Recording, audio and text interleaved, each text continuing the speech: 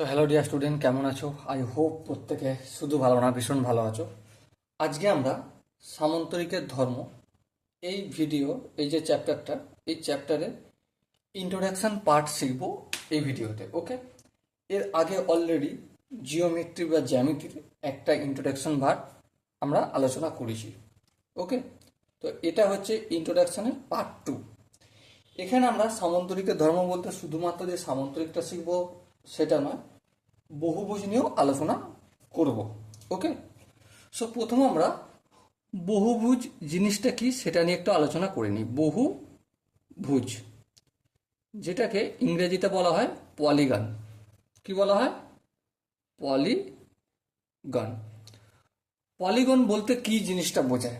দেখো, পলিগন হচ্ছে তিন বা তার বেশি বাহু দ্বারা, কটা? তিনটে অথবা তার বেশি বাহু থাকবে। ঠিক আছে, তিন অথবা তার বেশি দ্বারা, বেশি বাহু দ্বারা সীমাবদ্ধ সমতলিক চিত্রকে কি বলা হয়? বহুভুজ বলে। ওকে, আশা করি এটা প্রত্যেকেই জানো। এবারে যদি তিনটে বাহু দ্বারা গঠিত হয় তখন সেটাকে কি বলা হবে? ত্রিভুজ বলবো আমরা। যখন চারটে বাহু দ্বারা গঠিত হবে তখন সেটাকে কি বলবো? চতুর্ভুজ বলবো, তাই না? যখন পাঁচটা বাহু দ্বারা গঠিত হবে তখন সেটাকে আমরা কি বলবো? পঞ্চভুজ, ষড়ভুজ। এইভাবে বহুভুজ প্রকার আছে। ওকে, তো প্রথম আমরা ত্রিভুজ নিয়ে অলরেডি আলোচনা করেছি পার্ট 1 ইন্ট্রোডাকশন পার্টে। আজকে আমরা ডিটেলস আলোচনা করব চতুর্ভুজের যে ভাগগুলো রয়েছে। চতুর্ভুজের কি কি ভাগ আছে? ট্রাপিজিয়াম আছে, তারপর কি আছে, সমদ্বিবাহু ট্রাপিজিয়াম আছে, তারপর নেক্সট কি আছে, সামন্তরিক আছে, রম্বস আছে, আয়তক্ষেত্র আছে, বর্গক্ষেত্র আছে। এগুলো নিয়ে আমরা ডিসকাস করব আজকে। ওকে, চলো প্রথম যে বিষয়টা নিয়ে আলোচনা করব সেটা হচ্ছে যে ট্রাপিজিয়াম। কি বললাম? ট্রাপিজিয়াম।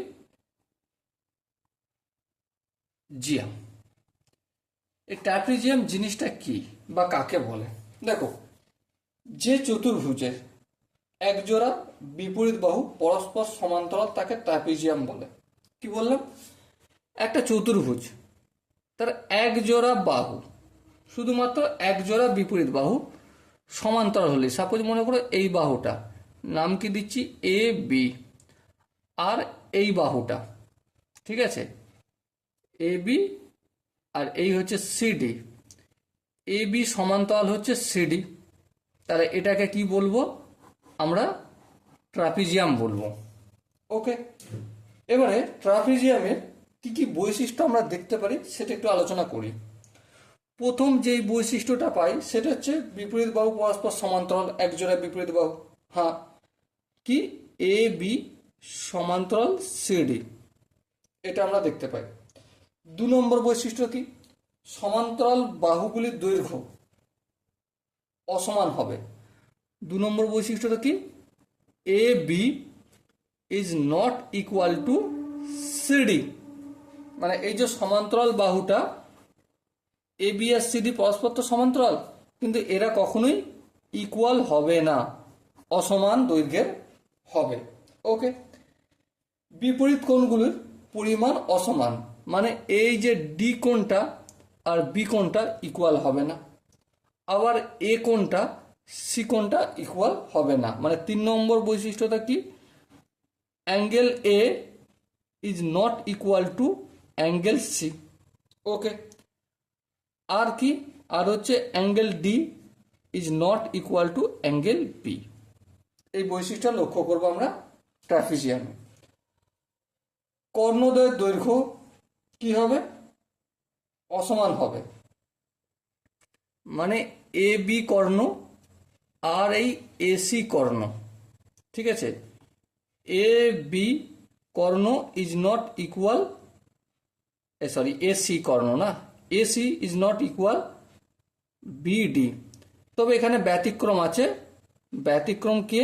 ব্যতিক্রম হচ্ছে সাপোজ কোনো ব্যতিক্রম, সাপোজ মনে করো কোনো ট্রাপিজিয়াম সমদ্বিবাহু, মানে এই যে এডি আর এসি এই বাহুটা সাপোজ মনে করো সমান, ঠিক আছে? তো সেক্ষেত্রে কিন্তু এটা ব্যতিক্রম লিখে দিচ্ছি, সমদ্বিবাহু ট্র্যাপিজিয়াম, সমদ্বিবাহু ট্র্যাপিজিয়াম। ওকে, আই হোপ এখানটা প্রত্যেকে বোঝা গেছে। চলো এরপর, কর্ণদ্বয় পরস্পরকে সমদ্বিখণ্ডিত করে না। সাপোজ মনে করো এই জায়গাটা, যে জায়গাটা কর্ণগুলো মিলিত হচ্ছে সেখানটা হচ্ছে ও বিন্দু নাম দিচ্ছি। এই ও বি 5 নম্বর যেটা ধর্ম, O B is not equal to OD, আবার কি O C is not equal to O C, sorry O A, এটা হবে ও এ। এই বাহুটার সঙ্গে সমান হবে না, এই বাহুটার সঙ্গে সমান হবে না। ওকে, আই হোপ প্রত্যেকে এই ট্র্যাপিজিয়ামের ধর্মগুলো প্রত্যেকের বোঝা গেছে। এরপর আমরা গল্প কি করব, সমদ্বিবাহু ট্র্যাপিজিয়াম। শুধু ট্র্যাপিজিয়াম করলাম, এবার সমদ্বিবাহু, সমদ্বিবাহু ট্র্যাপিজিয়াম। সমদ্বিবাহু ট্র্যাপিজিয়ামটা কি? যে ট্র্যাপিজিয়ামের অসমান্তরাল তির্যক বাহু দুটো পরস্পর সমান। এই যে আমরা এখানে সমান্তরাল বাহু অঙ্কন করলাম, ঠিক আছে, এটার নাম দিচ্ছি এ বি আর সিডি। এটা কি সমান্তরাল বাহু? সমান্তরাল বাহু থাকা মানে সেটা ট্র্যাপিজিয়ামের একটা ধর্মের মধ্যে পড়ছে। কিন্তু এখানে এই যে তির্যক বাহু মানে বি সি আর এখানে এডি, এই দুটো কি হবে, পরস্পর ইকুয়াল হবে। তাহলে এডি ইকুয়াল টু বি সি, তির্যক বাহুগুলো পরস্পর সমান হবে। আর এখানে কি ধর্ম আছে? আর ধর্ম আছে কর্ণদ্বয় পরস্পর সমান, মানে এই যে বিডি কর্ণ আর এই এসি কর্ণ, এসি কর্ণ ইকুয়াল টু বিডি কর্ণ। এই ধর্মটা আমরা এখানে খুঁজে পাবো। আর সমান্তরাল বাহু সংলগ্ন কোণগুলো, সমান্তরাল মানে এই যে বাহুটা এবি বাহুটা আর হচ্ছে সিডি বাহুটা, এদের সংলগ্ন কোণগুলির পরিমাণ সমান, ঠিক আছে? সমান্তরাল এই যে বাহু, এর সংলগ্ন কোণ কোনটা? এই কোণটা আর এই কোণটা ইকুয়াল হবে, আবার এই কোণটাও ইকুয়াল হবে, মানে angle A equal to angle B, আবার angle D equal to angle C. এটা হচ্ছে সমদ্বিবাহু ট্র্যাপিজিয়ামের ধর্মের মধ্যে পড়ে। Okay, so dear student, I hope প্রত্যেকে এই স্টেপগুলো বোঝা গেছে। চলো এরপর আমরা সামন্তরিক সম্বন্ধে একটু আলোচনা করে নিই। কি নিয়ে? সামন্তরিক।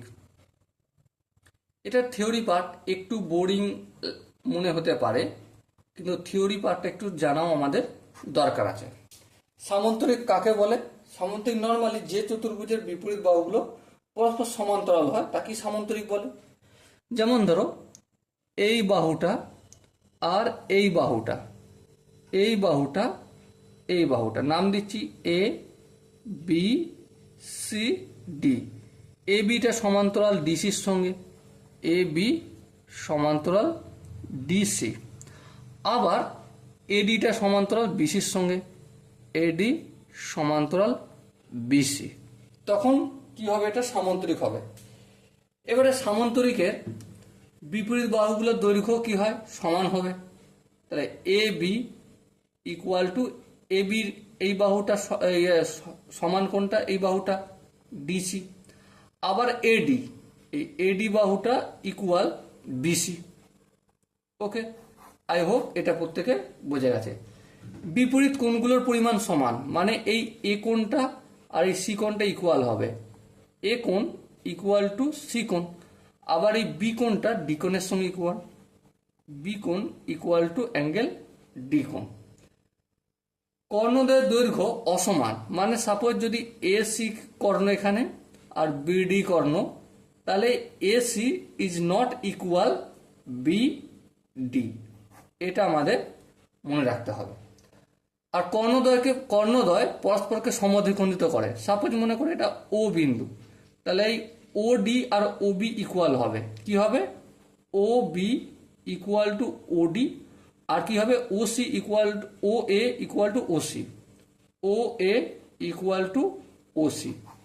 এটা আমাদের মাথায় রেখে চলতে হবে। আর প্রতিটি কর্ণ সামন্তরিককে দুটো সর্বসম ত্রিভুজে ভাগ করে। সাপোজ মনে করো এই এ বি সি ডি সামন্তরিক, তো এর কর্ণ হচ্ছে এসি, তাহলে এখানে এ বি সি ইকুয়াল টু ত্রিভুজ এ ডি সি সর্বসম।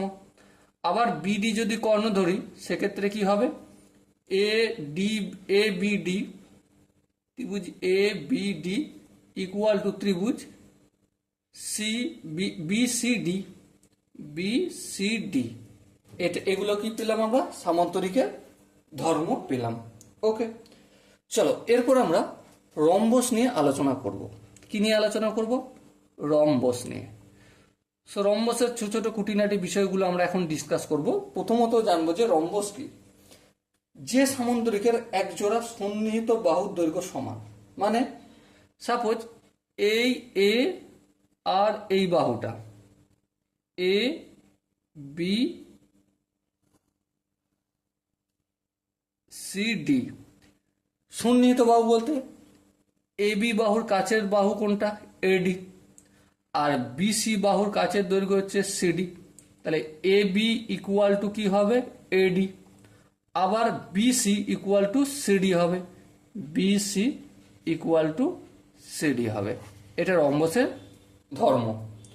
আর কি, বিপরীত কোণগুলো পরস্পর সমান, মানে এই বি কোণটা ডি কোণের সঙ্গে ইকুয়াল হবে, হ্যাঁ বি কোণটা ডি কোণের সঙ্গে ইকুয়াল, আর কি এ কোণটা সি কোণের সঙ্গে ইকুয়াল, এ কোণটা সি কোণের সঙ্গে ইকুয়াল। ওকে, এবারে কি, কর্ণদ্বয়ের দৈর্ঘ্য অসমান। সাপোজ এই এসি একটা কর্ণ আর বিডি একটা কর্ণ, এরা কিন্তু সমান হবে না, AC is not equal BD, এটা আমাদের মনে রাখতে হবে। এবারে কর্ণদ্বয় পরস্পরকে সমদ্বিখণ্ডিত করে, মানে এই এসি কর্ণ বিডি কর্ণকে দুভাগে ভাগ করছে সমান ভাগে। মানেটা কি, মানেটা হচ্ছে এটাই, A O equal to O C আর হচ্ছে B O equal to O D, মানে কর্ণগুলো পরস্পরকে সমদ্বিখণ্ডিত করছে। আর একটা ধর্ম আমরা মনে রাখবো, এই যে রম্বসের এখানটা হবে 90 ডিগ্রি, এখানটা হবে 90 ডিগ্রি, এখানটা হবে 90 ডিগ্রি, এখানটা হবে 90 ডিগ্রি। তাহলে এই যে সমদ্বিখণ্ড করছে কর্ণগুলো, প্রতিটা খণ্ড কত ডিগ্রি করে হবে, 90 ডিগ্রি করে হবে। ওকে, আই হোপ প্রত্যেকে এই মানে রম্বস সম্বন্ধে মোটামুটি একটা ধারণা তৈরি হয়েছে। চলো এরপর আমরা আয়তক্ষেত্র নিয়ে ডিসকাস করব। কি নিয়ে, আয়তক্ষেত্র। আয়তক্ষেত্র বিষয়টা কি, আয়তক্ষেত্র হচ্ছে যে সামন্তরিকের প্রতিটি কোণ 90 ডিগ্রি। সাপোজ এই হচ্ছে আমার আয়তক্ষেত্র। সো এ বি সি ডি প্রতিটা কোণ কত ডিগ্রি করে হবে, 90 ডিগ্রি করে হবে, মানে angle A equal to angle B equal to angle C equal to angle D equal to কত ডিগ্রি হবে, 90 ডিগ্রি হবে। ওকে, বিপরীত বাহুগুলোর দৈর্ঘ্য সমান হবে, মানে এ বিটা সিডি এর সঙ্গে ইকুয়াল হবে আর এ ডিটা বিসি এর সঙ্গে ইকুয়াল হবে। তাহলে এ বি ইকুয়াল সিডি, আবার এ ডি ইকুয়াল বিসি, এই ধর্মটাও আমাদের মনে রাখতে হবে। আর যেহেতু আয়তক্ষেত্র এক প্রকার সামন্তরিক, তার মানে কি, বিপরীত দৈর্ঘ্য বাহুগুলো কি হয়ে যাবে, সমান্তরাল হবে। এটা তো লেখার প্রয়োজন নেই, কারণ সংজ্ঞাতে কি বলছি, যে সামন্তরিকের প্রতিটি কোণ 90 ডিগ্রি সেটাই আয়তক্ষেত্র, তাই না।